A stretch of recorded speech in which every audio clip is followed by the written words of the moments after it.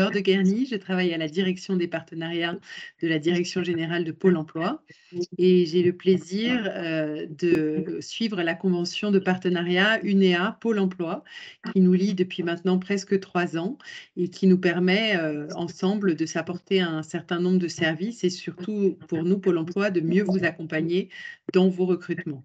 Donc ce second Zoom s'inscrit totalement dans notre convention de partenariat et il vise à vous donner plus d'informations sur les dispositifs qui sont à votre main pour mieux vous accompagner dans vos recrutements. Je vais donner la parole à ma collègue Clarisse qui va vous les présenter et qui est à votre disposition à la suite de sa présentation pour répondre à vos questions. Ce Zoom est donc le deuxième organisé. Le premier, la semaine dernière, portait sur l'espace employeur, ce qui vous est dédié sur pôle emploi.fr. Et comme vous le savez, vous avez la possibilité, en tant qu'EA, de faire ressortir vos offres sur ce site. Et donc, nous vous incitons à mieux déposer vos offres sur ce site et à vous rapprocher de vos agences locales pour bénéficier des dispositifs dont Clarisse va vous parler. Je vous souhaite un bon Zoom et je reprendrai la parole à la fin de ce webinaire. Merci à tous. Merci Laure, merci Benoît. Donc Clarisse Cadranva, je travaille à la Direction générale de Pôle emploi, au sein de la Direction du développement des compétences dans les territoires, donc plus communément appelée formation professionnelle. Et donc je suis chef de projet et je suis en charge de 2 mesures à destination des entreprises, l'AFPR et la POI, la préparation opérationnelle à l'emploi individuel et à l'action de formation préalable au recrutement. Donc, je me propose de vous présenter le support qui va vous. Donc, je vais vous présenter les deux mesures. Et ensuite, je vous présenterai une petite vidéo très courte, moins de 3 minutes, pour vous montrer de manière plus opérationnelle le process pour saisir ces demandes. Donc voilà, et puis après, une séance de questions-réponses. Voilà. Donc la POI et la FPR sont 2 aides destinées aux entreprises. Donc ces aides, elles, donc en fait, ces 2 aides visent à permettre à un demandeur d'emploi de bénéficier d'une période de formation préalable à un recrutement. Donc cette période de formation, qui peut aller jusqu'à 400 heures, peut prendre différentes formes. Donc elle peut être à la fois dispensée directement dans une entreprise, dans un organisme de formation, ou les 2. Donc voilà, plus concrètement, en termes de coûts, comme je vous le disais, il y a plusieurs modalités possibles. Dans le cadre d'une AFPR ou d'une POI, il y a un coût, le coût de prise en charge de la formation et le coût de la formation est pris en charge par Pôle emploi. Il y a plusieurs possibilités. Vous pouvez faire appel à un organisme de formation interne, à l'entreprise, externe à l'entreprise. Avec l'aide d'un conseiller, de votre conseiller Pôle emploi, vous allez pouvoir déterminer un plan de formation adapté aux besoins des entreprises, au poste visé par l'offre d'emploi et en fonction des compétences dont a besoin le demandeur d'emploi. Tout ce montage en fait préalable à la saisie de la demande de POI ou d'AFPR-POI, ou d'AFPR, pardon. Donc, c'est vraiment un échange entre les entreprises, le demandeur d'emploi et le conseiller qui vont travailler de concert pour mettre au point un plan de formation vraiment qui répond aux besoins à la fois et du demandeur. Donc, l'objectif étant effectivement que l'embauche se fasse à l'issue de la mesure et que le poste puisse être pourvu et le demandeur puisse prendre pleinement possession du poste une fois la période de formation terminée. Donc en termes de coûts, aujourd'hui on a un coût qui est de 5 € pour des formations internes et 8 € pour des coûts de formation externe. Donc ces coûts sont pris en charge par Pôle emploi. Et il est possible de dépasser ces coûts horaires. Voilà. Et aussi la durée. Aujourd'hui, on peut aller jusqu'à 400 heures, donc en entreprise et ou en organisme de formation, donc pour permettre de former au mieux le demandeur d'emploi. Donc ces aides sont versées donc, dans le cadre de la FPR directement à l'entreprise, qui va lui-même reverser une partie à un organisme de formation si un organisme de formation a été sollicité ou pas. Et dans le cadre d'une POI, le paiement sera fait directement à l'organisme de formation. Donc voilà pour ce qui est des coûts. Important aussi à rappeler, donc pendant cette période, donc, le demandeur d'emploi bénéficie d'une protection sociale et est indemnisé par Pôle emploi. Les entreprises n'ont rien à débourser pendant la période de formation, en ce qui concerne les demandeurs d'emploi. Donc voilà, donc comme je vous le disais, l'intérêt en fait de ces deux mesures, c'est vraiment une adaptation en fonction du poste, du demandeur d'emploi. Donc voilà, le plan de formation va vraiment répondre aux besoins des uns et des autres. Et voilà, donc c'est une mesure qui aujourd'hui fonctionne très bien. Donc on a plus de 80% de réussite et d'embauche d'embauche durable à la fin de la période. Donc voilà. En termes d'entreprise, cette fois, les entreprises qui peuvent bénéficier de ces aides, donc du secteur privé, du secteur public, donc aucune problématique. Donc toute entreprise à jour de ses cotisations peut faire une demande auprès de Pôle emploi, une demande d'aide. Voilà. Donc, petit zoom sur la FPR-POI. Donc, en fait, ce qui va déterminer l'une ou l'autre des mesures, donc ça va être la nature du contrat à l'issue de la période. Donc, pour ce qui est de la FPR, donc c'est pour tout ce qui est CDD de 6 mois, de 6 à 12 mois, pardon, contrat de professionnalisation de moins de 12 mois, contrat de travail temporaire aussi d'au moins 6 mois au cours des 9 mois suivant la formation. Pour ce qui est de la POI, donc là, on s'inscrit dans un CDI, pardon, ou un CDD d'au moins 12 mois, contrat de professionnalisation aussi, et contrat d'apprentissage d'au moins 12 mois. Donc, ce qui va définir donc, l'une ou l'autre des types de l'une ou l'autre aide, donc ça va être la nature du contrat. Donc oui. Oui, j'avais une petite question sur les contrats à durée et les contrats CDI tremplin. C'est une spécificité des entreprises adaptées. On est bien d'accord que du côté de Pôle emploi, un CDD tremplin, c'est un CDD. Oui, tout à fait. Et donc les mêmes règles de mois, enfin de durée, s'appliquent sans distinction. Exactement. Peut-être aussi une info intéressante à vous partager compte tenu des entreprises pour lesquelles vous travaillez. Donc, pour des publics handicapés, voilà, aujourd'hui, on est sur une base de travail de environ 35 heures hebdo, mais il y a des aménagements qui sont possibles en fonction des profils. Donc voilà, donc on peut avoir des contrats hebdomadaires, un temps de travail hebdomadaire qui peut aussi s'adapter en fonction des publics. Donc on peut être à des contrats de 20 heures ou moins. Voilà, donc ça c'est aussi important, une chose importante à savoir. Donc c'est vraiment deux dispositifs qui vont pouvoir s'adapter à tous les profils et aux différents besoins des entreprises. Voilà, donc pour ce qui est des types de contrats, donc je vous montrerai après dans la petite vidéo. Donc, pour les entreprises, il n'y a pas à se poser nécessairement de questions. Est-ce que c'est une FPR, une POI?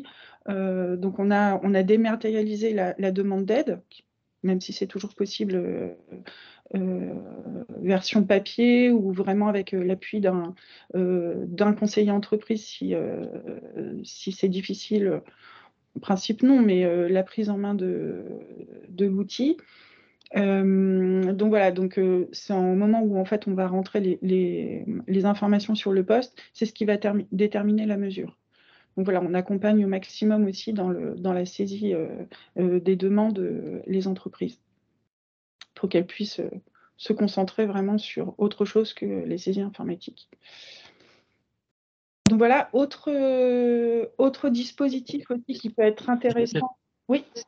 Et juste une petite question, puisqu'on était encore sur les POI. On nous posait la question, les conditions sont-elles les mêmes en cas de POEC et ou de POI? Alors, donc la POI, c'est vraiment une aide individuelle.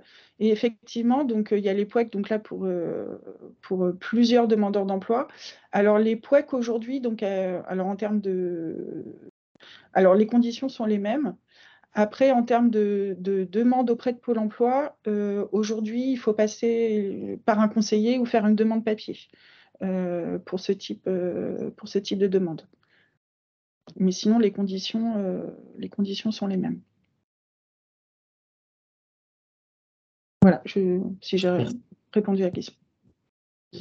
Mais je ne l'ai pas indiqué là dans le support, mais je pourrais peut-être ajouter une slide pour les POEC si ça vous intéresse. Volontiers. N'hésitez pas, hein, l'idée c'est aussi d'alimenter le support en fonction de vos besoins. Donc, autre mesure qui peut être intéressante et qui peut être préalable en fait à une AFPR ou une POI, c'est la PMSMP. Donc, c'est la période de mise en situation en milieu professionnel. Donc voilà, en fonction des publics et des entreprises, il est possible en fait de prévoir une période d'immersion qui peut aller jusqu'à 1 mois, voire plus sous condition. Donc, il va permettre aussi de tester un demandeur d'emploi, pouvoir le tester, voir si effectivement ça se passe bien, si le métier peut correspondre, et voilà. Donc voilà, cette période-là va pouvoir aussi sécuriser à la fois l'entreprise et le demandeur avant de s'engager dans une AFPR ou une POI, voilà, pour s'assurer que tout le monde, passez-moi l'expression, que tout le monde y trouve son compte et que donc la FPR POI va pouvoir se passer dans les meilleures conditions. Donc ça permet de tester donc à la fois l'entreprise et le demandeur d'emploi, et de préparer, de travailler sur le plan d'action, le plan de formation, voir ce qui va être le plus adapté. Donc, comme je vous le disais, donc, il y a plusieurs modalités. Donc, c'est vraiment un parcours personnalisé. Donc, on va pouvoir avoir une période en entreprise, donc sous la responsabilité d'un tuteur qui sera désigné par l'entreprise, avec une période en organisme de formation, voilà, et de moduler en fonction des besoins et des uns et des autres. Donc, cette période de mise en situation au milieu professionnel peut être aussi une période intéressante pour préparer en fait le plan de formation et les actions de formation ensuite. Une fois encore, donc dans ce cadre-là, donc c'est gratuit entre guillemets pour les entreprises, et le demandeur d'emploi donc bénéficie d'une protection sociale et est indemnisé par Pôle emploi. Donc voilà pour les 2 mesures et la mesure complémentaire. Donc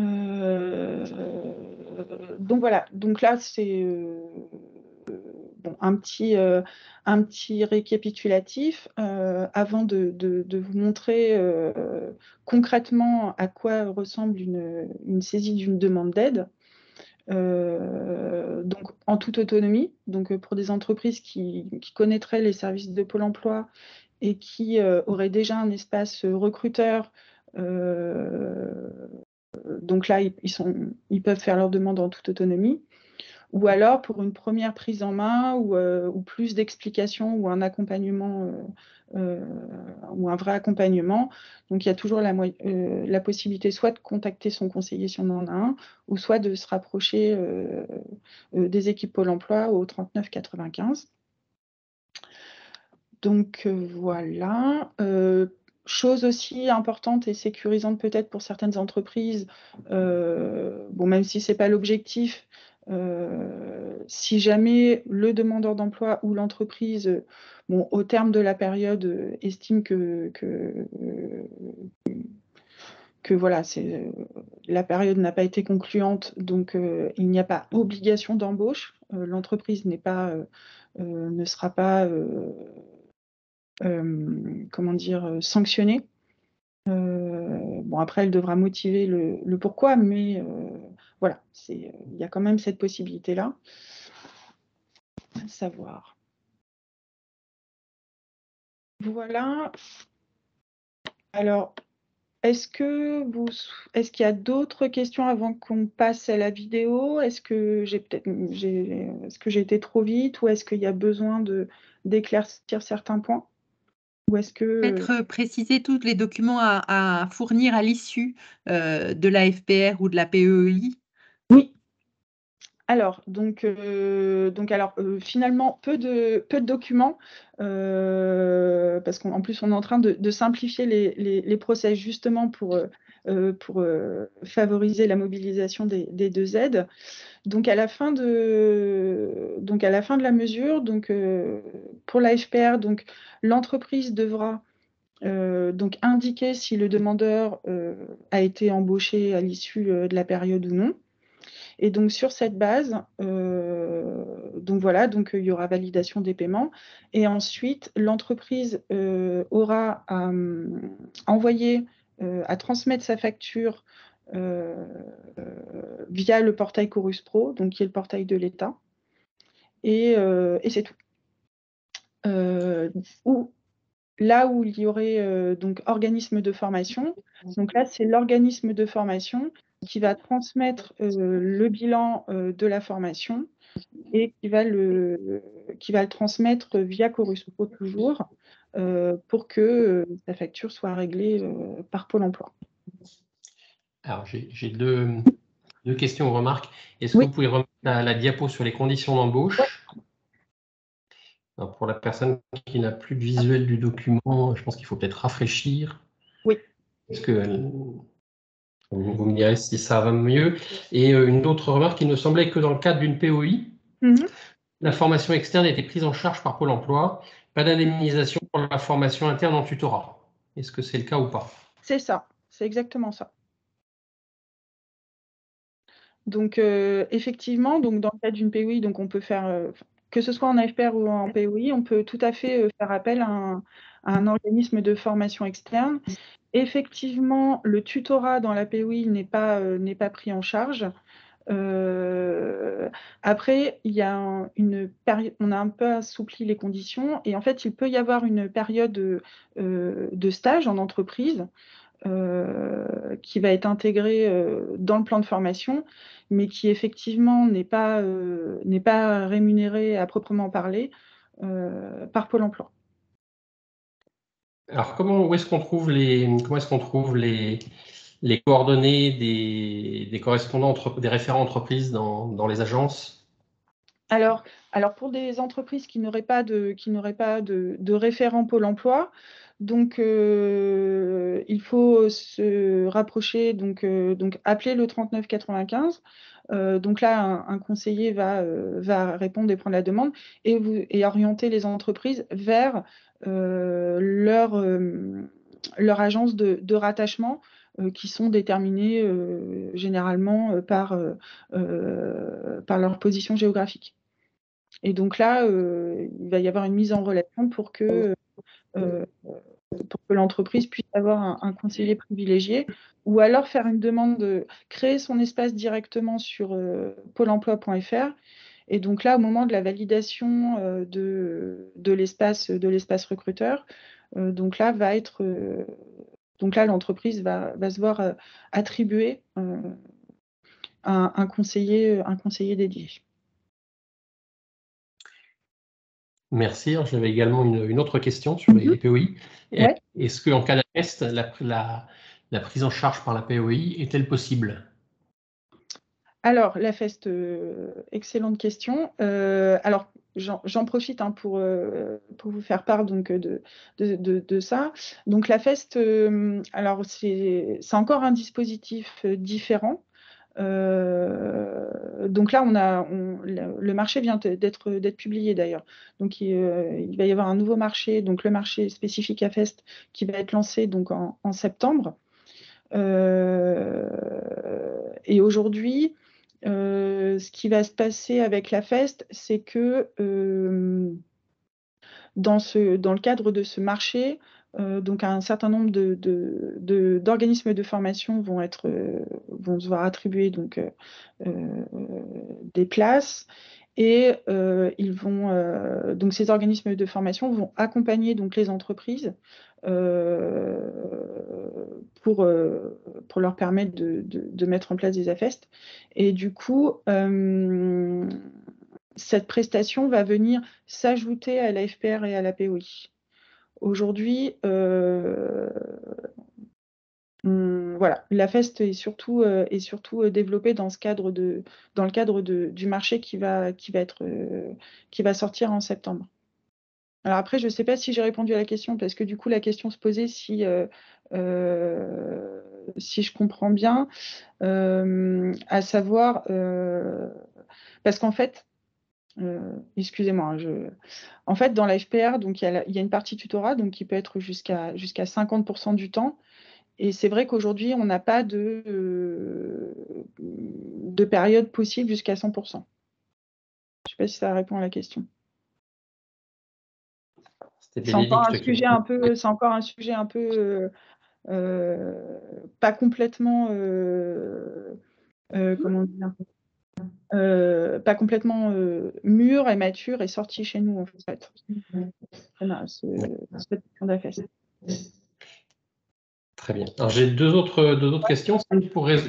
Si pour une raison exceptionnelle, il n'y a pas d'embauche à l'issue de la POI, est-ce que l'entreprise doit rembourser les frais de formation? Non. Très bien. Et une deuxième personne qui nous demande, pour bien être sûr de comprendre la différence entre FPR et POI, le dispositif à choisir dépend seulement du type d'embauche en suivant, sinon est-ce qu'il y a d'autres différences de conditions? Non, c'est vraiment la nature du contrat à l'issue de la période qui va déterminer l'aide. Et ça, cette aide, quelque part, elle est décidée directement par Pôle emploi. Ce n'est pas l'entreprise qui sollicite l'une plutôt que l'autre. Non. C'est le projet. Voilà, c'est vraiment le poste à l'issue qui va déterminer si c'est une POI ou une FPR. Merci. Je vous en prie. Est-ce qu'il y a d'autres questions pour l'instant? Oui. Est-ce qu'il y a un AFPR collectif? Non. Alors oui, c'est vrai qu'on a des POEC, mais AFPR collectif, non. Je vérifierai quand même, mais non. Très bien. A priori, on a fait le tour des questions. Ok. Alors du coup, je vais vous présenter, donc je vais vous montrer donc une petite vidéo qui montre comment on saisit donc une demande. Donc ça fait moins de 3 minutes. Voilà, donc une vidéo donc Pendant que vous préparez. Mondiale. Elle n'est pas encore sortie, donc vous avez la primeur. Très bien, merci. Pendant que vous préparez la vidéo, on nous demande s'il y a un référent handicap. Normalement, oui, dans chaque agence, il y a un référent handicap. Vous confirmez bien? Je dirais oui. Alors, est-ce que c'est vraiment dans chaque agence? Je dirais oui, mais je vais quand même m'en assurer. Mais pour moi, oui. Enfin,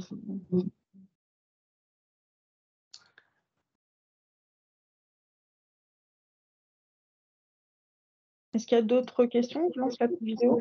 A priori, non. On reviendra après la vidéo s'il y avait d'autres questions. Okay. Merci.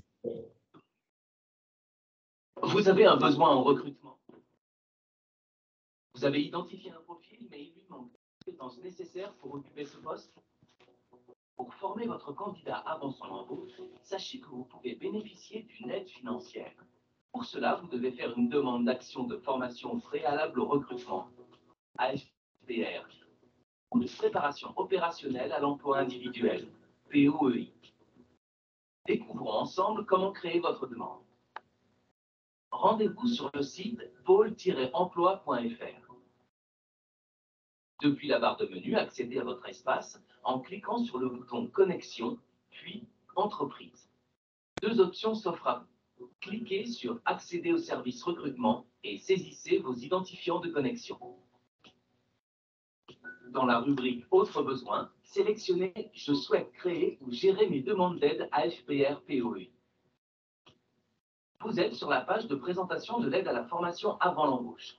Cliquez sur Créer et gérer vos demandes d'aide, puis sur Nouvelle demande d'aide. La demande d'aide se réalise en 3 étapes. Étape 1. Vérifier les données administratives de votre entreprise. Renseignez les coordonnées de la personne responsable de votre demande d'aide, les caractéristiques du poste ainsi que la date d'embauche prévue. Ajoutez ensuite l'identifiant Pôle emploi de votre candidat et son département de résidence. Et sélectionnez la modalité de la formation choisie. Une fois toutes ces informations renseignées, validez cette première étape. Étape 2. Selon la modalité de formation retenue, identifiez un tuteur. Renseignez les caractéristiques du tutorat, domaine de formation, lieu, durée, etc. Et cliquez sur Valider et continuer. Étape 3. Sélectionnez le devis transmis par l'organisme de formation. Si vous réalisez cette formation sans faire appel à un organisme, joignez le plan de formation proposé au candidat. Et enfin, validez votre demande. Ensuite, Pôle emploi vous répondra dans un délai moyen de 4 jours pour vous proposer un montant de prise en charge de la formation. Après l'acceptation du montant, celui-ci vous sera versé au terme de la période d'AFPR ou directement à l'organisme de formation dans le cadre d'une POEI. En cas de doute, n'hésitez pas à contacter votre conseiller par mail ou en composant le 3995. Pôle emploi, on est là pour vous.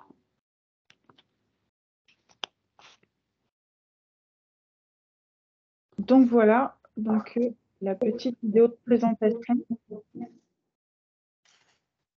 Alors, j'ai deux questions avant d'en poser moi-même une. Comment faire pour avoir les coordonnées du référent handicap? Donc, c'est pour moi le même cheminement que ce qu'on avait évoqué tout à l'heure pour le référent entreprise. Oui. Je vais quand même me renseigner, voir s'il y a un process particulier, mais je dirais oui. Au sein de chaque agence, vous avez des teams handicap. Ces teams handicap regroupent des conseillers entreprises et des conseillers plus orientés sur le suivi des demandeurs d'emploi. Mais via votre espace recruteur, vous avez le nom du conseiller entreprise, c'est-à-dire la personne qui peut vous guider pour la mise en place d'aides, comme vous a présenté Clarisse. Donc, c'est cette personne qui est indiquée dans votre espace recruteur et c'est important que vous puissiez créer cet espace au plus tôt, déjà pour vérifier vos informations et suivre votre dépôt d'offres. Alors, on me demande aussi si le critère prépondérant du choix entre AFPR et POI et la typologie de contrat de travail en sortie de formation. Est-ce qu'il est possible de dépasser le plafond de financement mobilisable? Est-elle identique entre AFPR et POI? Oui, alors tout à fait. Donc aujourd'hui, on avait des plafonds qui ont été toujours courts, mais pour la FPR ou la POI, il y a les coûts qui peuvent être vus à la hausse, et pareil le nombre d'heures. Donc là, ce sera à voir avec le conseiller et l'agence Pôle emploi. En fait, c'est Pôle emploi qui va faire une proposition de montant de prise en charge, d'aide. Et ensuite qui va pouvoir dire si oui ou non les coûts et ou la durée peuvent être revus à la hausse. Aujourd'hui, ce sont des dispositions régionales, mais aujourd'hui, il y a une enveloppe budgétaire assez conséquente pour ces deux aides. Donc voilà, il y a un grand plan, qui a été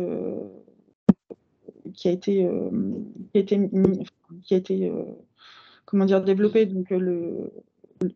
justement pour pour favoriser ces aides et dont les enveloppes ont été revues à la hausse. Donc on peut effectivement dépasser les coûts et la durée moyenne et ce qui est affiché sur les supports en fonction des besoins, si c'est justifié bien sûr. On est d'accord que ces dispositifs sont valables pour tout demandeur d'emploi, qu'il soit titulaire d'une RQTH ou non, bien évidemment, qu'il soit oui ou non. Oui. On nous demande également quelles sont les attentes concernant le plan de formation d'entreprise. Et une autre question, est-ce la même démarche pour mettre en place une POEC? Alors, pour la première question, donc, ce qui va être demandé à l'entreprise, donc, ça va être d'identifier un tuteur qui va avoir la responsabilité d'accompagner le demandeur donc, pendant la période de formation en entreprise. Et ensuite, donc, ça va être un plan qui va être partagé entre le demandeur d'emploi, Pôle emploi et l'entreprise, qui va permettre d'identifier voilà, ce que va devoir faire le demandeur pendant sa période en entreprise. Donc voilà, ça va être définir le périmètre, ce qui est attendu, les tâches. Après, il n'y a pas de formalisme précis. Aujourd'hui, généralement, donc c'est plutôt un travail aussi avec le conseiller et le demandeur qui vont mettre au point cette période de tutorat et ce qu'elle implique. Mais voilà, il n'y a pas de formalisme aujourd'hui sur ce plan de formation précis. Et voilà pour la première question. Est-ce que c'est la même démarche pour mettre en place une POEC?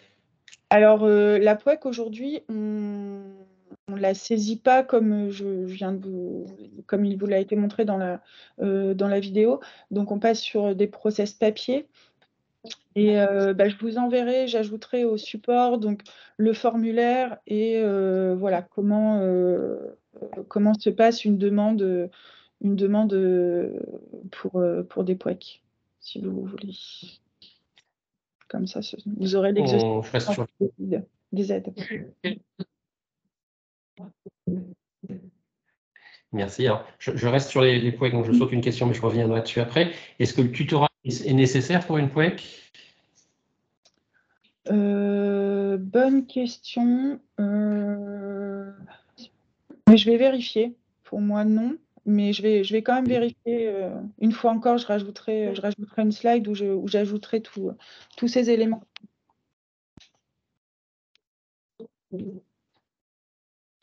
On nous demandait si c'était des dispositifs qui étaient beaucoup utilisés par les entreprises. Et puis, j'avais une autre question très pratico-pratique sur le site. Peut-on créer plusieurs comptes, puisque l'entreprise, le service des RH a son compte, mais est-ce que le dirigeant, par exemple, peut créer son propre compte en son nom? Alors, pour la création des comptes, je ne saurais pas dire. Vous avez un compte rattaché par siret. Donc, le compte peut être utilisé par plusieurs personnes, mais il y a un seul compte par numéro de siret. Donc, à voir l'objectif d'avoir plusieurs comptes, parce qu'effectivement, donc à un compte va être rattaché un siret, et là, plus en termes de process, et donc en fait, l'entreprise va avoir un siret, va avoir son propre espace, et en fait, va bénéficier d'un tableau de bord où en fait, il va pouvoir, s'il a plusieurs, il va pouvoir saisir ses demandes d'AFR-POI, et ensuite va pouvoir suivre tout le traitement en fait de sa demande. Donc là, j'en profite, je vais peut-être vous en parler brièvement. Donc, il va saisir sa demande. Donc, Pôle emploi, en fait, va lui faire une proposition de montant, enfin de prise en charge, du montant de l'aide. Donc, l'entreprise va valider ou non donc ces montants. Et ensuite, donc il va pouvoir, en fonction de la mesure, attester de l'entrée en formation du demandeur, et éventuellement saisir s'il a eu des absences ou s'il a dû abandonner pendant toute la formation. Et ensuite, soit à la fin de la mesure, va devoir même indiquer si le demandeur a été embauché ou non. Et voilà, donc sur la base de tout ce procès, il recevra l'aide, ou alors elle sera versée directement à l'organisme de formation, d'une POI. Et dans le cadre de la mobilisation en fait, d'un organisme de formation, donc il va y avoir évidemment discussion entre éventuellement l'entreprise, le demandeur, autour de la prestation de formation, du plan de formation. Et donc l'entreprise aura à sélectionner directement depuis son espace le devis qui aura transmis, donc l'organisme de formation. Voilà, donc ce sera à l'entreprise de valider, de dire OK, c'est cette formation qui répond bien à mes besoins, aux besoins du demandeur. Et voilà. Et dans ce cadre-là, par contre, ce sera à l'organisme de formation de gérer l'assiduité du demandeur pendant la période. Voilà en quelques mots. Très bien. Alors, il y a encore quelques questions. La notion de droit d'option liée à la rémunération des demandeurs d'emploi stagiaires de la formation professionnelle est-elle toujours d'actualité? Et si oui, s'applique-t-elle au cas par cas pour tout demandeur d'emploi TH? Alors, l'indemnité des demandeurs est prise en charge pendant la période dans les conditions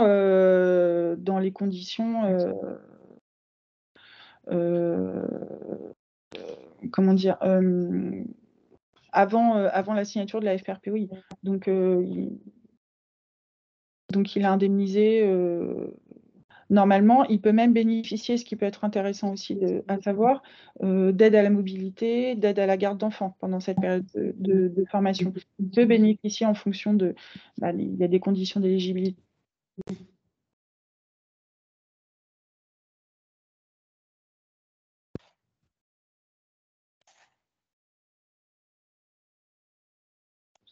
J'ai répondu à la question.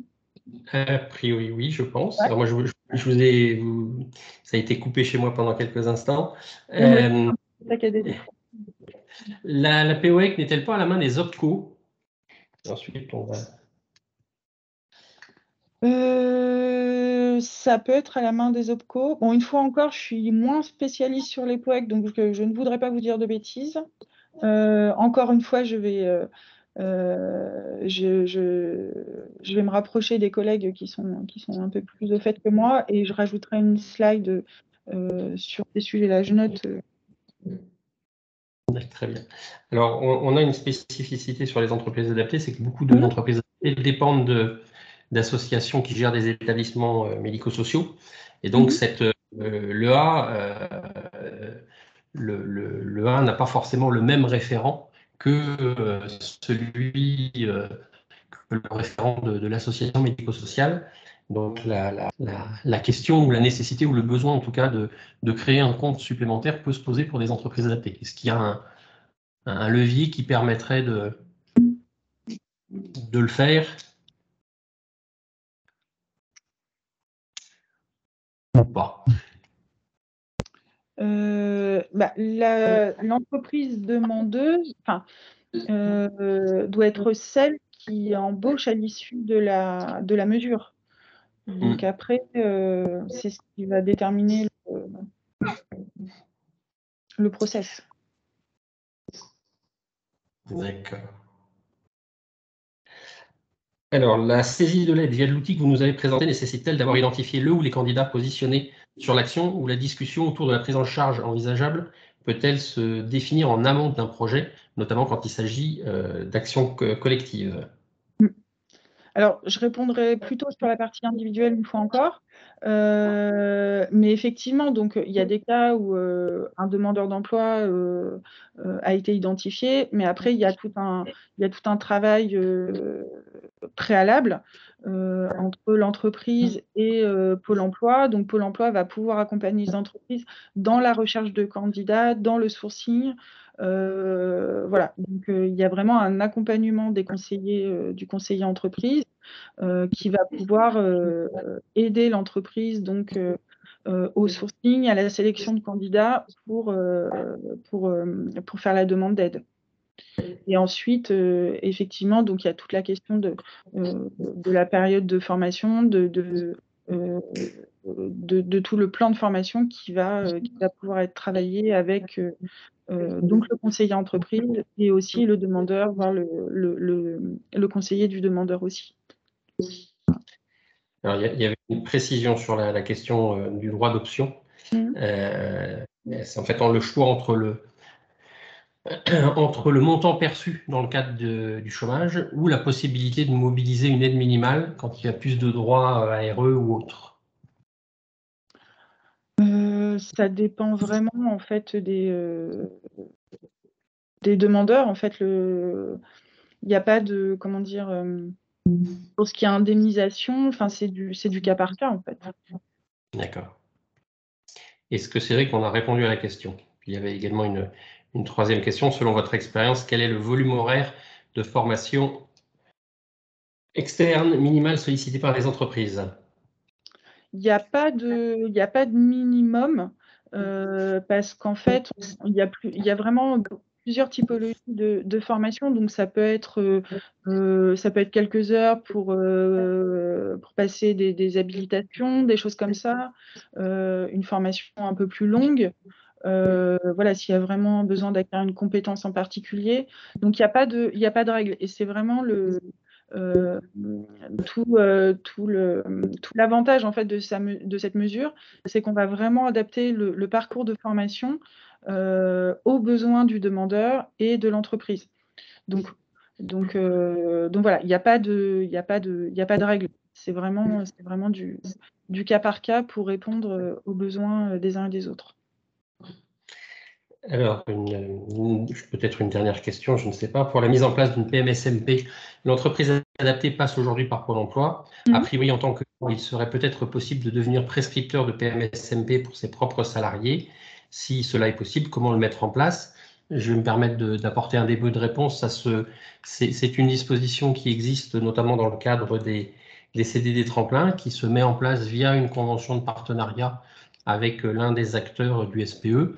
Maintenant, ça se fait souvent au cas par cas et ce n'est pas forcément systématique en fonction des territoires, puisqu'il y a des territoires où les acteurs du SPE préfèrent rester mobilisés, ce qui permet d'avoir un suivi aussi de l'ancien demandeur d'emploi devenu salarié en CDD tremplin, mais il y a quand même des entreprises adaptées qui le font. Je ne sais pas si de votre côté, Clarisse ou Laure, vous voulez compléter, mais voilà, en tout cas, c'est une disposition qui existe, mais qui souvent voilà, se fait dans le cadre d'un partenariat très, très, très engagé.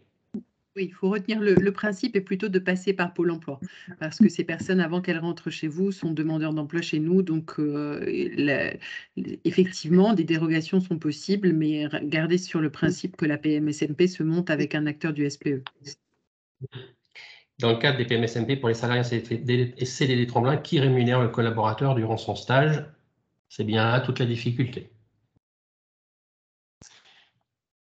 Puisque, Clarisse, vous avez peut-être un complément là-dessus? Non, je n'ai pas de complément là-dessus. Quand il est en PMSMP, il n'est pas rémunéré. C'est une suspension du CDD tremplin. Je saurais pas dire. Oui, en tout cas, avant qu'il soit embauché chez vous, quand il est en PMSMP, il est rémunéré selon ses droits Pôle emploi. S'il est bénéficiaire de l'allocation de retour à l'emploi, il continuera à toucher de ses droits. S'il est bénéficiaire de l'allocation solidarité spécifique, il continuera à toucher ses droits. Aurons-nous la présentation? Oui. Enfin, je parle sous le contrôle de Pôle emploi.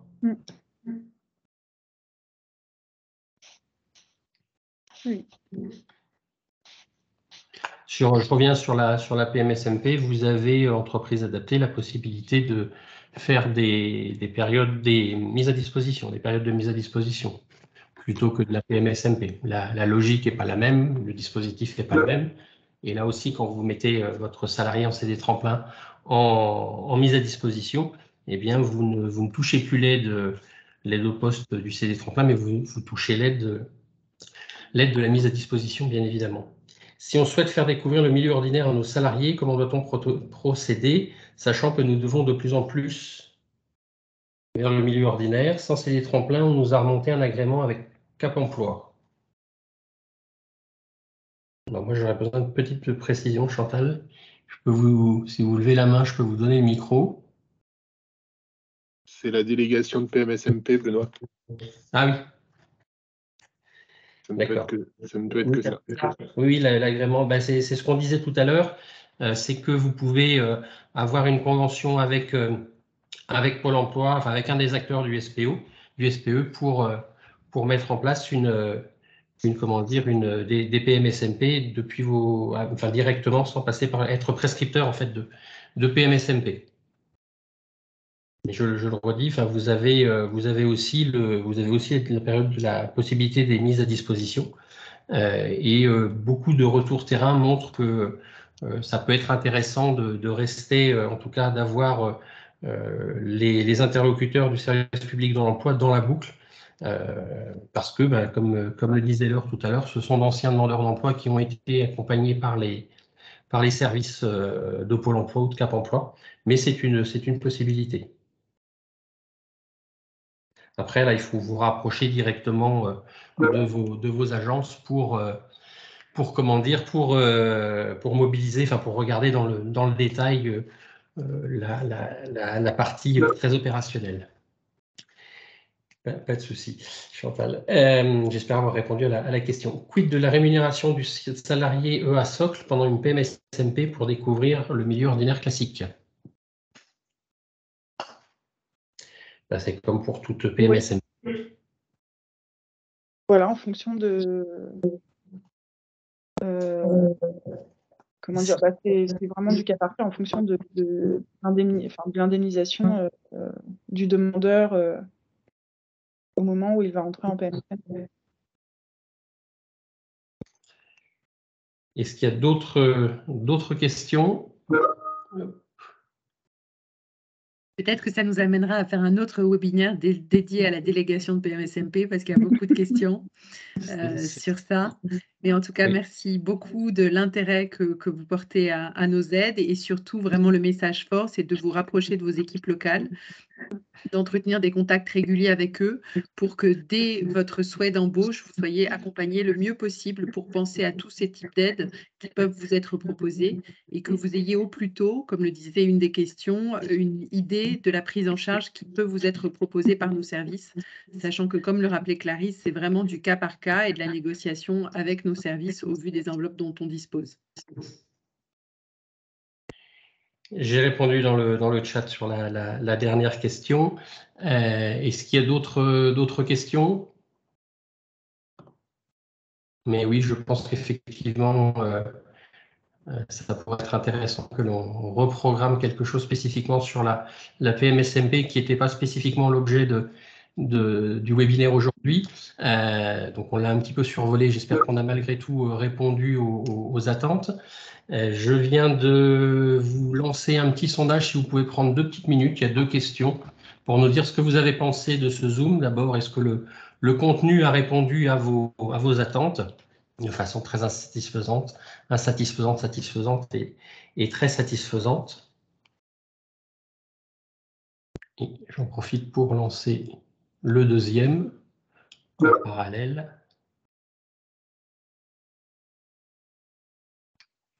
Donc, je remercie à nouveau Clarisse et Laure pour leur participation.